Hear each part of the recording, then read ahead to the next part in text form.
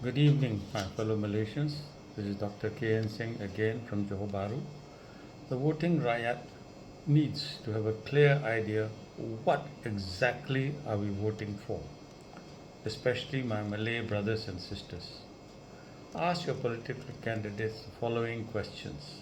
Number one, after 60 years of Malay rule, when all the chief ministers in all the states were Malay, the police chief and 90% of the police force is Malay, about 90% of the civil services Malay, how can we blame the non-Malays for the mess this country is?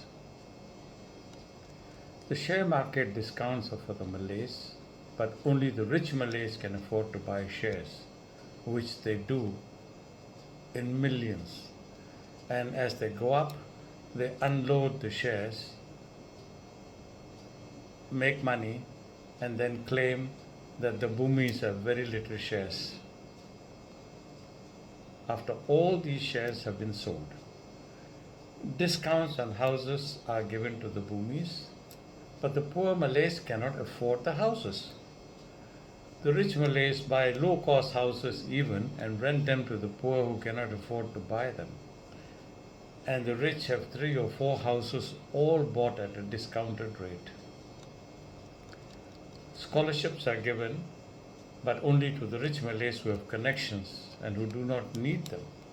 The poor Malays seldom make the grade, as they have been told they are lazy and cannot compete with the other races. When NEP was started in 1970, after the 69 riots, the poverty level of the Malays was around 57%, the Indians about 49%, and the Chinese 32%. Current data from private sources suggests that the poverty levels in Malays has risen from 69 to almost 70%. Indian poverty is up by 57%, while the Chinese poverty is reduced to 25%. This is also due to the fact that the Chinese have just 1 or 2 children, the Indians have maybe 3 or 4, and the Malays have 6 or 8 children. The poorest states in Malaysia are Sabah, with the poverty rate of 25%. Then follows Kelantan with about 15% and Terengganu with 12%.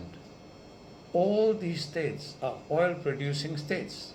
Where did the money go? Now we have reached the time where all Malaysians must decide, what are we voting for? Do we continue with the same BN or PN or past governments so they can continue to do what they have done for 60 years and milk the country and impoverish the Malays? Or do we want to change and vote for the opposition PH government and give it the majority so that they can rule for 5 years and be accountable to the people? We do not want any backdoor unelected government. It was during the PH government in 22 months before the Sheraton overthrow that the PH government put Najib in jail, charged and prosecuted Rasma and found her guilty. Charges against Zahir Hamidi were filed. They are pending trial. Do you want to change, or do you want more to be stolen? This election was called by Zahir Hamidi, who was afraid that he will be charged if BN doesn't form the next government. In fact, he said this at the UMNO Journalist Assembly meeting, that he, Kari Jamaluddin, and a few others will be sent to jail if they did not win this election. It's all on YouTube. You can have a look. Are the Malays going to vote for this government that doesn't care if people are suffering in the floods? But they must have the elections now, as their credibility is being eroded every day. For them, it was now or never. And as things have it, as Pakatan Harapan popularity grows and theirs fall, now they're having second thoughts and looking to see if the election commission might postpone the elections because of the floods. because they are now at risk again. At the time of election day, 19th November comes, as this comes closer, BN, PN and PAS will again start playing the racial card and stir up more hatred in the Malays. COVID and the earlier floods have taught us what real harmony in Malaysia used to be.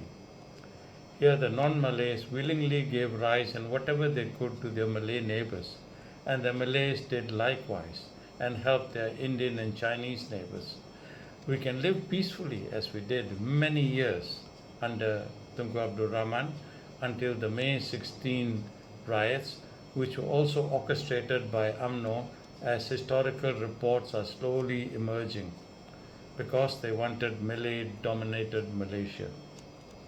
We all agreed in the constitution that Malay was a national language. Malay was the religion of the country, though we were all free to practice our faith. When the NEP was introduced, the non-Malays welcomed it, as they did not want to see their Malay brethren impoverished, but actually this was used to make the rural Malay weaker, and it was drummed to their heads that they were inferior and they need to suppress the non-Malays to get ahead. The non-Malays instead wanted to uplift the Malays so that they could be an equal part of this nation's economy. But UMNO, Barisan, National, PN and PAS see this as a threat to them. Now the time has come to choose, my fellow Malaysians. What do you really want? If you choose BN, PN or any national, you will have a continuing fall of the ringgit, which is now 4-1 with the Singapore dollar. It is said that the USD and the ringgit will go up to 6-1 with the US dollar if the Barisan government comes to power. The Malays will get poorer as the country is bankrupt, and all the manifesto promises that Barisan can make cannot be fulfilled as there is simply no money. Prices are rising for essential goods like eggs, chicken, rice, sugar, flour. The poor Malays cannot afford that, and I'm sorry they have to suffer as their politicians simply don't care. Election day is D-Day for Malaysians, and you need to choose between peace, harmony, or corruption. Please choose wisely so we can show the corrupt that enough is enough. Till we can meet again, this is Dr. K.N. Singh from Johor Bahru. Have a good day. Thank you for listening. If you like this, spread it around, subscribe, and if you don't like it, I'm sure you know where the dislike button is. Thank you and good night.